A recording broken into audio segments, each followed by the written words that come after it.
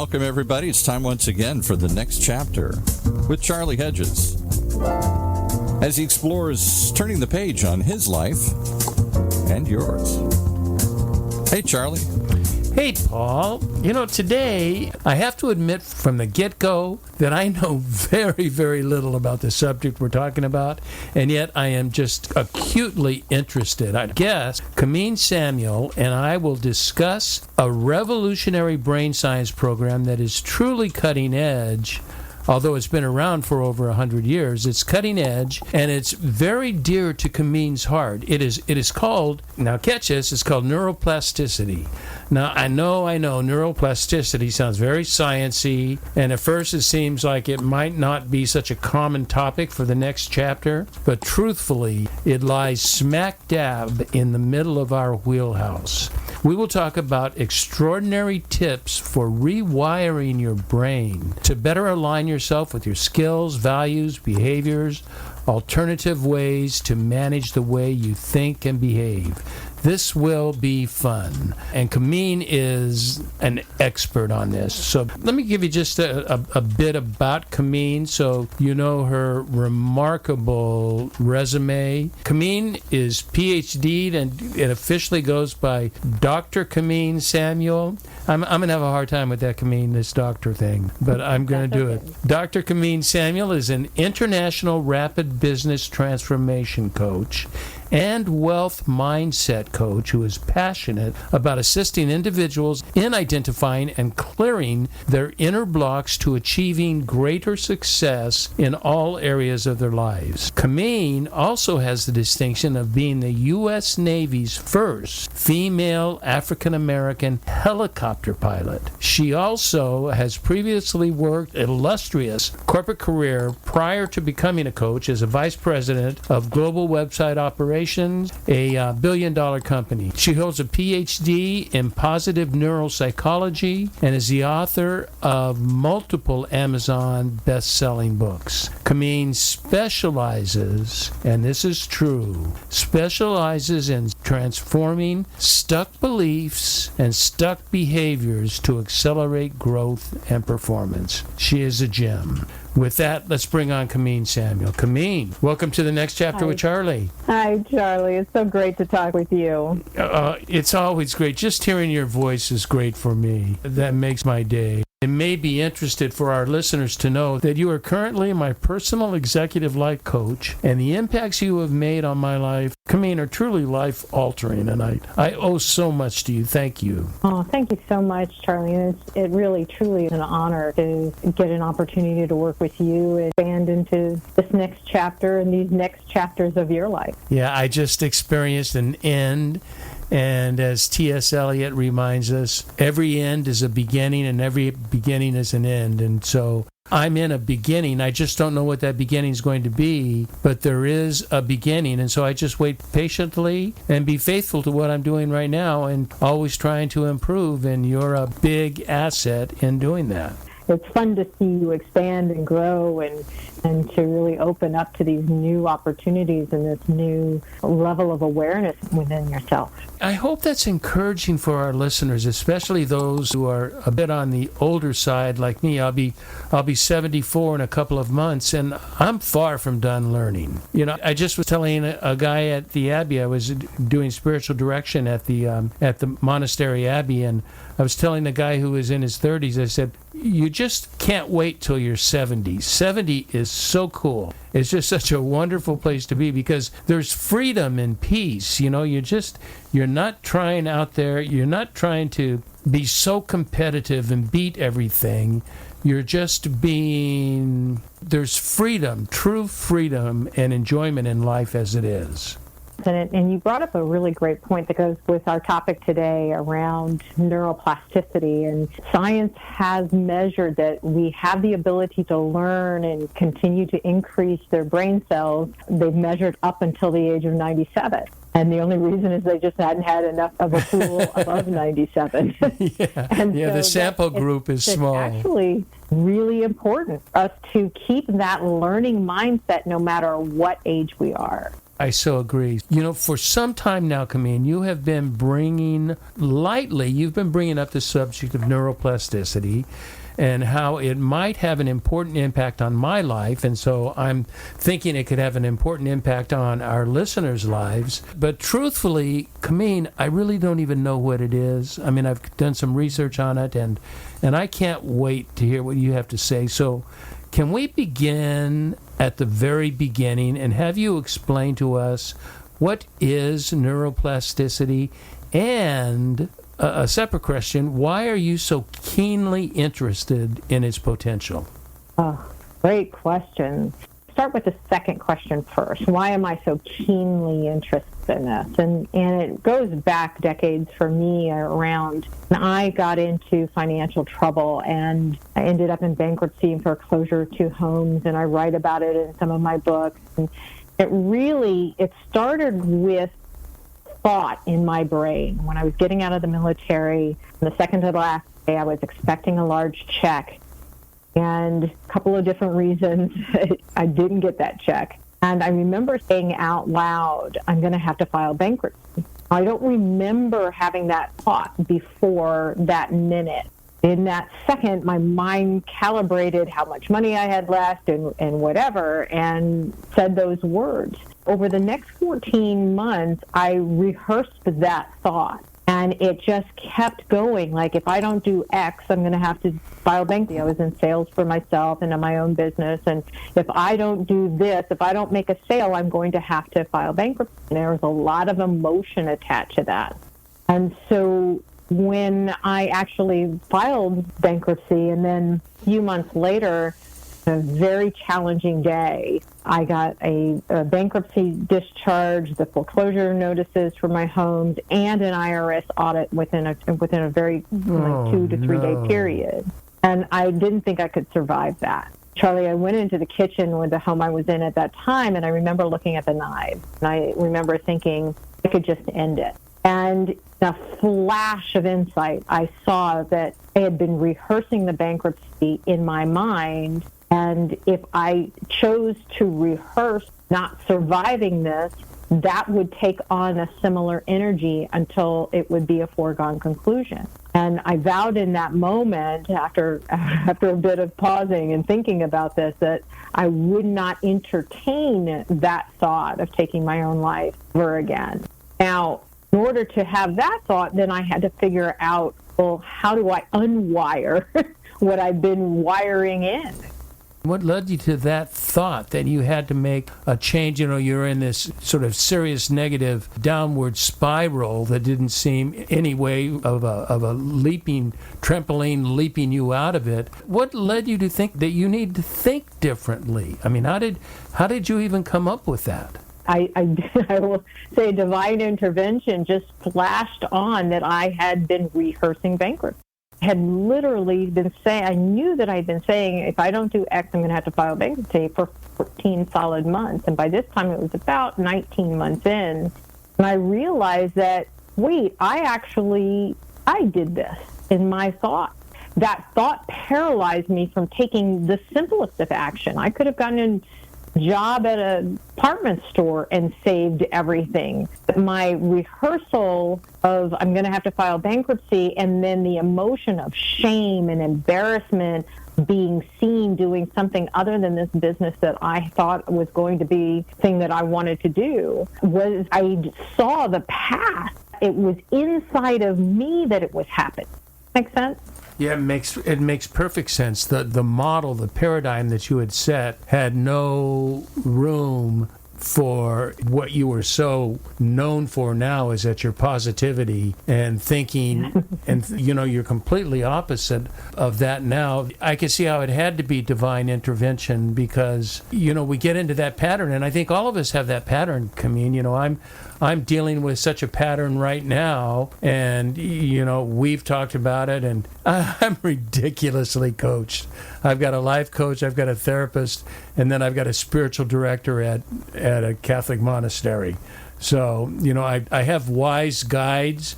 And it's interesting, Kamin, that they all come from a different platform, but we end up on the same mountaintop. That, there are, they coalesce in such a way that really helps me. But I need to get out of the funk that I'm in. I'm not doing it on my own. I need people like you to help me think differently, and neuroplasticity seems to be an option for rewiring and rethinking, is it not?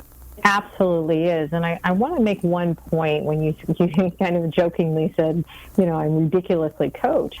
And a few years ago, I was watching the Australian Open of tennis, and I became aware of, the top tennis professionals have a whole box of coaches. Oh, really? They're skilled and different. They have, different kinds of coaches. They have one main coach, but they have mindset coaches. They have coaches on different skills. And so I remember thinking in that moment, like, well, why would the average person not need coaches themselves for things? And so we can relax into this ability of saying, wait, there are things that we need to do, and the mind is inherently has a negativity bias. Yeah, you told me that last time in our meeting, and I just want to stress, I think that's something that we need to ingest. That's very important. All humans have a natural negativity bias. Yes, it's designed to keep us alive. It's designed to keep us to survive whatever we're up against. And so it has a purpose, but it is, for many people, on more often than not. And so we need people outside of ourselves to waken us to go, oh, we need a new skill or a new thought process, a new mindset, a new behaviors.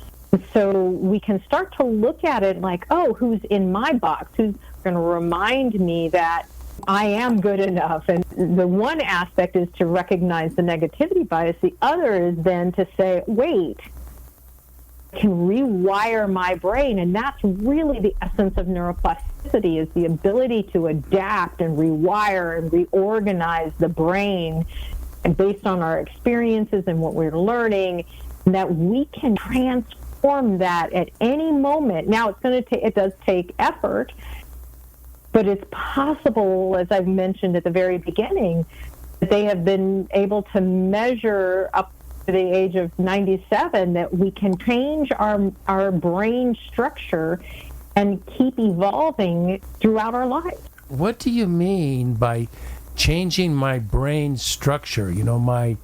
I don't know the brain that well, but my amygdala does not become my frontal cortex unless they already are.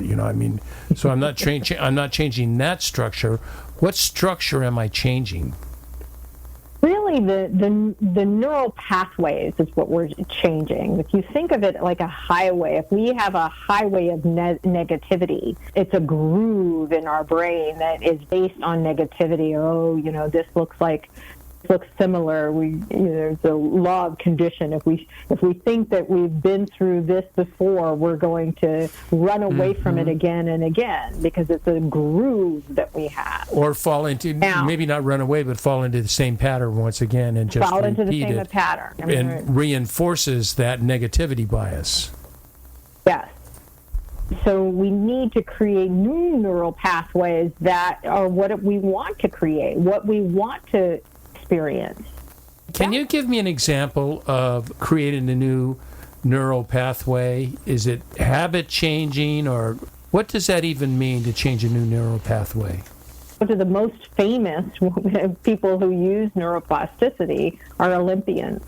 They rehearse in their mind not just kind of the law of attraction when they talk about, just imagine you're on a private jet or on an island or all of that, where many people kind of fall off.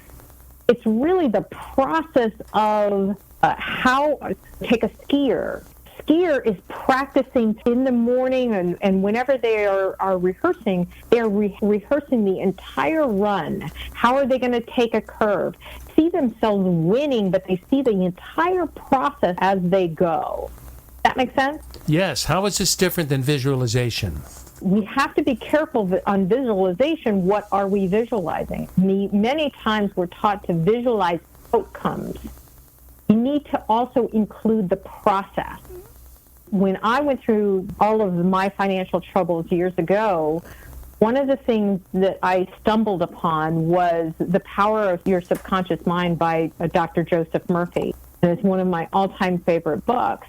And in that, he talks about this, creating a wealth consciousness and rehearsing what the word wealth means. And so I call it actually a simulator, and I recently wrote about it in my latest book, Wealth Creation for Coaches. It's really this wealth simulator. This is similar to me as a Navy pilot. I used to be a flight instructor as well, so I would take people into a flight simulator. I had to do it. And so the ability for me to rehearse and practice prior to an emergency, or, the ability for an athlete to rehearse interplane to see things work out in their favor. Visualizing can sometimes just be an outcome. We want to rehearse the whole thing. They've actually measured, scientists have measured when a Olympian or a skier is rehearsing their run, their muscles are actually firing in the same pattern as if they're on the hill. Our job is we can adapt and rewire and reorganize our brain to what we'd like to create. And that ability to do that then is, I do it in the morning, people can do it at night before they go to bed, as they're starting to drift in and out of sleep. It's really giving a new set of instructions to our brain about what we'd like to create, who we'd like to be, what are the habits and activities that will lead to the outcomes that we'd also like to experience. What I understand you saying is that this rewiring and recategorizing is much more an aspect of a process, not the result. I mean, the result will come, but it is the reinvention or the reconstruction of our process for getting into that. Not just that I'm going to be, an Olympic swimmer or whatever we want. It's what would I be doing during that? I'll give you a couple of examples from my own life, corporate. And I wanted to grow my career and I wanted to move into different levels. To actually visualize in the morning, I would say, okay, if I wanted to go from senior manager to director, I would visualize, okay, well, what would I be thinking as a director? So I'm not just seeing myself as a director, but what would that actually look and feel like? Well, I saw my signature change. I saw people high-fiving me when they heard the news that I had been made director. I saw my elation at the new paycheck. I would, even during the day, when I would be in meetings, actual meetings, I would also be thinking and listening from, like, if I were a director, what would I be thinking at this time? So it's kind of an embodiment. Neuroplasticity, really this embodiment of intense emotion that combines with what we're trying to create or wanting to create, and then repeating it over time so that it becomes, from a neuroscience perspective, it can actually become a resonance with what you're creating. So I was starting to resonate at the field of director. And so I'd be thinking from or answering questions or preparing documents from that place. Today I work with coaches a lot on growing their practices. And it's really thinking from and visualizing in the morning, okay, what would a coaching practice look like? I visualize in the mornings, I would do this, is visualize clients saying yes, clients thanking me, getting an email that said, you've got money, or a client saying, oh my gosh, I would have paid twice as much, and what would I be doing? And in the space of that, I'm also listening for inspired actions. It might be sending a PowerPoint when I was in corporate that nobody was expecting, or sending a book or emailing someone. We're starting to resonate at the level of what we're trying to create, which then informs our actions throughout the day that allow what we're trying to manifest to materialize. I love that. So you're not thinking, you're not limited by who you are positionally or even skillfully at this point in your life. You're living in a world of not even if I was, it's more like I am this next level. You know, I'm not a manager, I am a director, and I have to live in this level. And so all of my thoughts go through that filter rather than the filter that I'm lower level. It begins to inform the actions that we're actually living and operating and working from that, not just imagining it in our head. How does that not fall into a category of airy-fairy thinking? You know, oh, this is who I am. Can we take that too far? Maybe we're focused on the result more than we're focused on the process. And we're just living in never land rather than in reality. How do you integrate those two, the reality of my position, my thinking, whatever I'm at, thinking myself in a more preferable position? Did that make sense? Did that question make any sense? Yes, it did, because you actually answered it as well in there, which is, again, the airy-fairy part of this is simply, oh, I'm just, I'm a prosperous coach, or I'm this, or, and it's not taking action in the direction of our dreams. It's not actually living from that. So if I'm thinking from my next level and an idea of writing a PowerPoint that nobody's asking for but summarizes these ideas that just popped suddenly in my head, and I don't take action on that, continuing in an airy-fairy world. You just made a statement that if that were a book, I would have highlighted that sentence, is that we must act out of the area of our dreams. Our behaviors must be out of that state of mind. It is a genuine acting as if. Yes, not an arrogant acting as if. It's like an embodiment acting as if. Part of the reason, I loved combining positive psychology and neuropsychology for people to understand that from a positive psychology world, we actually can control our positivity. We actually can increase our positive expectation, our optimism. As Martin Seligman says in Learned Optimism, like we can actually affect our optimism and adding in the positive expectation that we can actually accomplish that. The ability, going back to the simulator analogy, is if I'm simulating it in my mind in the morning or at night or even throughout the day, and I'm simulating, well, I would be doing this, I'd be acting this way, I'd be showing up this way. And it's not just, I'd be spending, I'd have $1 million and I'd be spending it this way. It's no, what are the actions I'm taking? Then it actually, we're rehearsing what we'd like to, what we think we will be at that stage. We'd be talking to people that way. It's the same, speakers practice their speeches. This ability for us to actually believe in a positive outcome and then rehearse it on the inner plane, not using like affirmations, because that would be another thing that somebody might say, well, isn't this just affirmation? It's a clear thing about not just saying, I am wealthy, because we don't want to activate our egoic self to combat that and say, no, you're not, you have all these bills, whatever. We can get into the feeling. The feeling really is the attracting piece, the resonance piece of this. Of saying, the ability to say, choose the quality of wealth. Well, what does wealth feel like? Well, I feel like all of my bills are paid.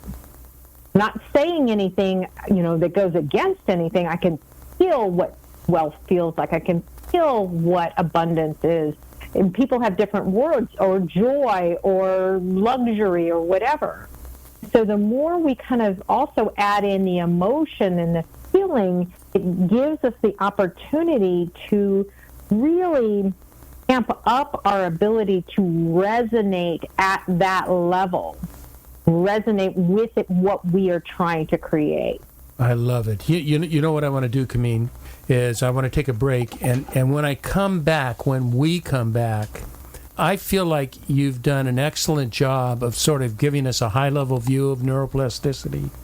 I would like to help our listeners in practical practices that they can use that can take them to another level of thinking, get them out of that negative bias, get them out of that negative downward spiral. Think like you did when you overcame the fears and the constructs bankruptcy. And so I would like, after the break, to get real practical. Can we do that? Absolutely. Okay, let's take a break.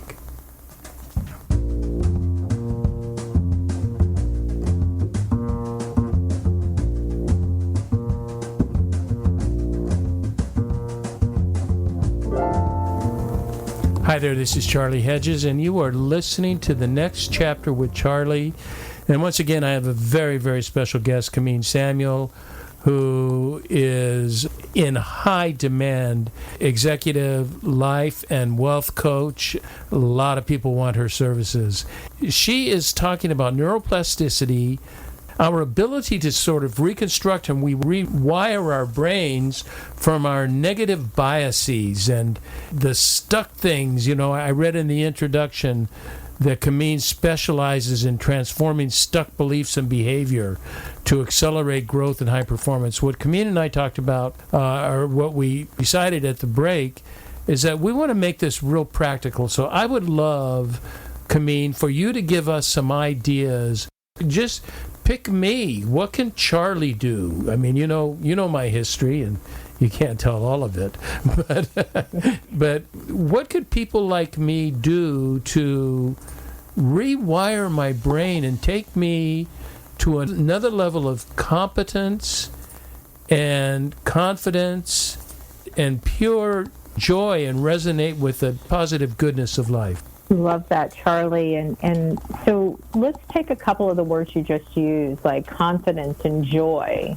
And it's really, when you look at somebody who's not experiencing joy or confidence, they want to transfer. Like half of America, that. You mean? Right. Because, this ability to realize that, if I can up-level my joy, if I can up-level the positivity in my life, that is something that we all can affect. There's a wonderful book by positivity by Barbara Fredrickson, and she has the positivity palette of joy and gratitude and interest, hope, those kinds of things. And so more that we realize and we rehearse what we want, like I said with myself, I had to realize that I couldn't play with a thought anymore. Couldn't play with the thought of suicide or, that destruction any further. I can't stop thought from coming in, but I can change once it gets there. I can decide how much I listen to it. I can decide that. Let's just take joy. If somebody is not experiencing joy in their life, there are ways to keep joyful things in front of them, whether it's, for me, if I hear children laughing, there's just something just extraordinary about a bunch of children laughing, or keeping wonderful images in front of myself. And I'm not saying to myself an affirmation of I am joyful, because that will push back on our ego. Egoic mind will push against that. But I can say the word joy and remember moments of joy, or find moments of joy, or listen inside as I say the word joy. Now, I've done it with wealth and health and those kinds, and success. The ability for us to use a word of what we're trying to accomplish, and again, it can be 30 seconds to a couple of minutes in the morning. Anything longer than that really goes into that fantasy thinking. Oh, so it's not like pondering and writing for hours on it. No, it can be very quick, because really all we want to do is amp up. What would it feel like to feel joy? What would it feel like to feel wealth, to feel that feeling, whatever that is? And the ability for us to even use confidence. Well, how would a confidence to practice on the inner plane first? How would a confident person walk? How would they talk? And back to the Olympians, they're not just visualizing it in the morning, they're up on the hill.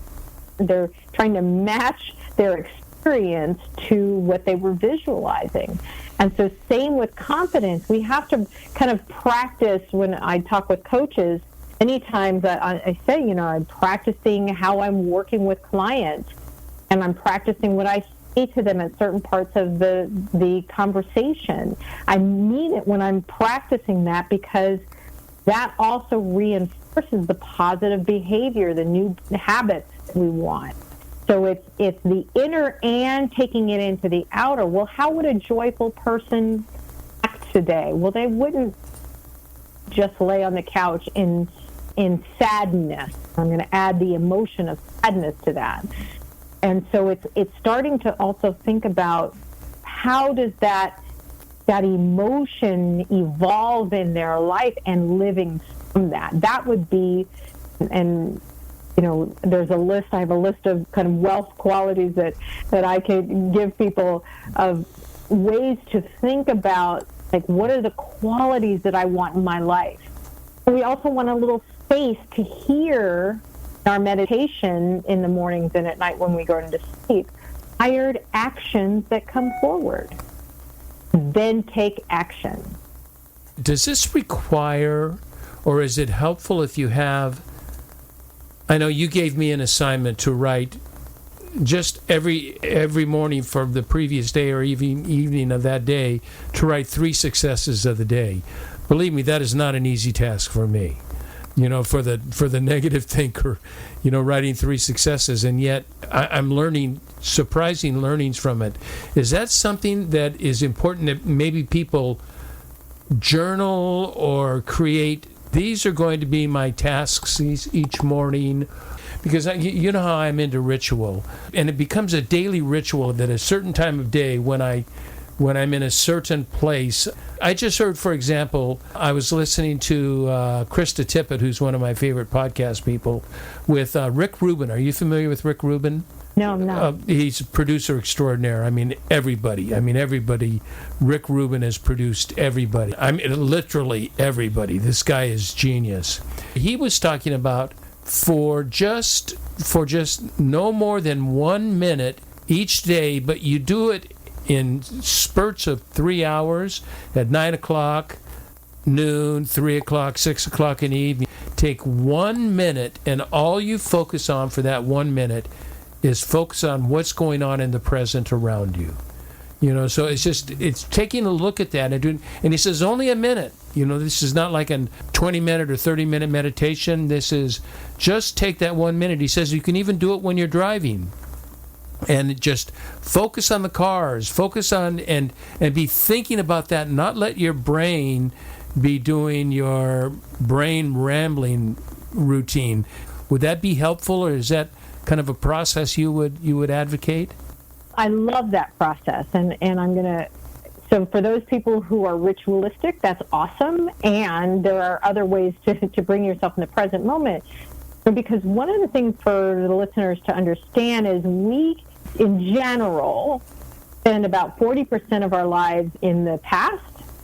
Our thought process, we're thinking about past action. 40% we're thinking about future things that may never happen. And then 12% we're thinking about things that really don't affect us in any meaningful way, like, what am I going to have for dinner? And then that leaves only 8% for really, truly present moment being. And so I'm surprised that we even get that much. Yes. That's on average. Yeah. So the ability to focus on the present moment, one of the ways that I taught myself to focus on the present moment is, I think I love the color purple. I do. I love it. And somebody asked me one time, why do you love the color purple? Like my water bottles, my earphone covers, everything is even my ring is purple. So why am I so passionate about it? And there's a line in the color purple that says, it must piss God off when we walk by the color purple and we don't even notice. And so, Oh, is it really? Is there a line? yes. That is such a great movie. Such a great movie. So for me, in my own life, I literally was spending, all of that time, 92% somewhere else, and not in the present moment. And so I chose to look for the color purple occurring naturally in the world. And so on my drives, I live in California, and so there are some, especially in the spring, there are more purple colors. That was one way. I love Rick Rubin's 1 minute exercise to bring us into the present moment, because truly we get to create our future in any given moment. So if we can bring ourselves into the present moment and then say, what would I like to create next? Then we can, without going into future catastrophizing, but really staying in that present moment and who would I need to be? That's what that wealth simulation, that's what neuroplasticity is. In this moment, what would I be thinking? How would I be? How would I be showing up in my world? I love it, but I'm still, for those of us that are oriented toward ritual and repeated habits, because not everybody can do that. Habits are difficult for people. I have a hard time understanding how you could adopt or how you could practice this rewiring neuroplasticity without something regular, without some definition, something that I know what I'm working toward. Great. So my ritual is every morning when I wake up, the first 30 seconds to 3 minutes, I am saying the word wealth to myself and visualizing whatever I am wanting to create, and listening from that place of what inspired actions are coming forward. And I write them down and I take them into my day. Take action, because that's one of the most important things. They really are inspired actions. You could do that. The ritual would be either and, doing it in the morning and or doing it before you're going to bed. Just literally saying whatever the word is. For me, it's wealth. Could be wealth success. For somebody who's working on health, could be health. And what would it feel like? I'm asking myself, what would it feel like to feel wealth in that moment? And what would I be doing? And so I'm really literally looking at what my next level, what I'm trying to create, what I would be doing, and invariably reach out to this person, email this person, and taking action. So that's number one. Said about the success ritual that I gave you, that comes from my own life and my own hypercritical life of really, I would be so harsh on myself at the end of the day in corporate, and I had to find a way to work myself out of that. And so at the time that I created that ritual, that process, it was the gratitude journals were all the rage. But I had to take it one step forward, further, because I was grateful for my life, but I was still abusing myself mentally. And so noticing my successes on a daily basis, those successes can be so small. It could be I was tired and I took a nap. It could be I didn't eat a cookie when I wanted to eat a cookie. It could be I followed up with someone. So one of the things that we know from science also is action doesn't follow abuse. It can, but it's not helpful. Positive action in our lives follows hope. How are we creating more hope in our life? People can put word hope, wealth, joy, confidence on 3x5 cards. My clients all know that I use 3x5 cards for everything. 3x5 cards are great. Journal at night. Not only what you're grateful for, because that absolutely can increase our positivity about our life. So what are we successful at today? What have we done? And so the ability to start putting in these things. I also, my watch will tell me at 11 a.m. every day This comes from my hypnotherapy work. As a clinical hypnotherapist, it says, I am enough. Because fundamentally, the root of suffering in humanity is people not feeling that they are enough. Yeah, less good than. enough. Yeah. And less than. So I remind myself, I've been doing it for years. It just pops up every day at 11 a.m. And it says, I am enough. And I stop and I look at it.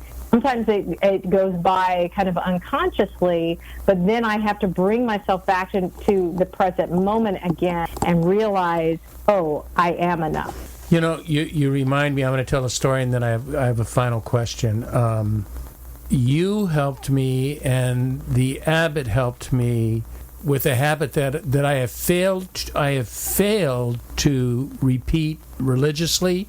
But as I'm reading it and talking to you, I need to incorporate this much more strongly. As you know, a bit of background, in my theology, I'm very providentialist. I believe, God is in control and God is, these things are happening and we don't know why, we don't know what, but that is where meaning is for me, in being in concert with the divine.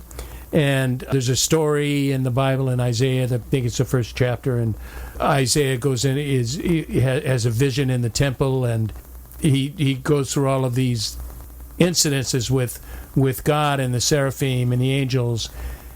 And God says, I need to send somebody out. Who can I send? And Isaiah's words are, here I am, Lord. And you encourage me, the abbot encouraged me.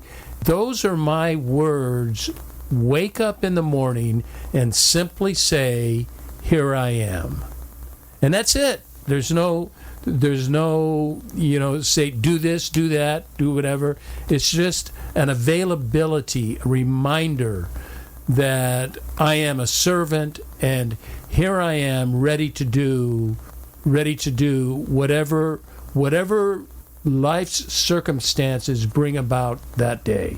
Is that the kind of thing you're talking about? I love that.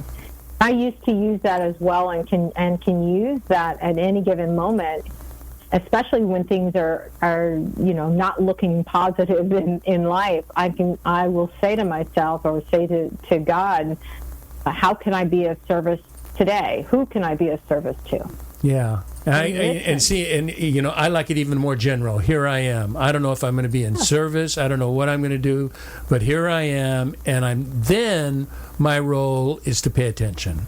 Listen, pay attention, and start to train everybody, and I have to do this and had to do this myself, is train myself to listen to, that random name that popped into my head, isn't that random? Right, right. Isn't random. Follow that action. Okay, I've got a final question for you. You've used the word wealth a lot, and when we hear the word wealth, you know what we're thinking of in America. We're thinking the dollar. I know you are talking the dollar. The dollar is part of wealth, but I have a feeling that wealth represents many other attributes. How would you define wealth? Well, I would define wealth as wonderful relationships, great health, opportunities, and money, and thriving. And so one of my new passions and really my new mission from my military experience, I still am mission-oriented, is this ability, is how can I use these skills and abilities to help people who are experiencing, generational poverty because of decisions that were made decades ago or centuries ago. Sure. Because this ability to then, as we talked about, it's this neuroplasticity. If you don't know that you can change your circumstances, if you don't know that you don't have to be permanently, pervasively sad, if you don't know that we each have the ability to rewire our brain, then we don't take action in that direction. And so our ability to then shift our perspective to a thriving life, to what having great friends and relationships and wealth in every area of our life, that's actually thriving, because we know, you and I both know people who are very wealthy who are sad. And the people who don't have money think, oh, well, if I just had money, all things would be actually not true. It is not. It is not true. It is not true. So our ability to step into this concept of thriving on all levels, to have joy, to have gratitude, to be able to experience life, to be able to experience community, and to create it if we don't have it, that we are far more powerful than we ever know. They say that we only use about 10% of our brain capacity as it is, and it's like the ability for us to realize that we actually have control and we can shift our brain, we can rewire it towards expansion and joy and confidence and wealth. Those are in our own power, and that we can flourish in our lives, and we can teach it to our children, we can teach it to our neighbors, that we don't have to suffer. Thank you. You know what I'm going to do on the show notes? I'm going to put a link to your website, and I will put a link to your new book. I know readers will gain so much from it. Kamin Samuel, once again, you give us so much to think about and so much to consider for making our lives even grander. I want to thank you for being you, and I want to thank you for your willingness to be on the show. What an honor to be here. Thank you so much, Charlie. I just love our conversations, and I love that we got to play in this space on neuroplasticity and plasticity and expansion. It's always a joy. Thank you. That's very kind of you. Okay, I also want to thank all our listeners for tuning into the next chapter with Charlie. And until next, this is Charlie Hedges signing off. Bye for now.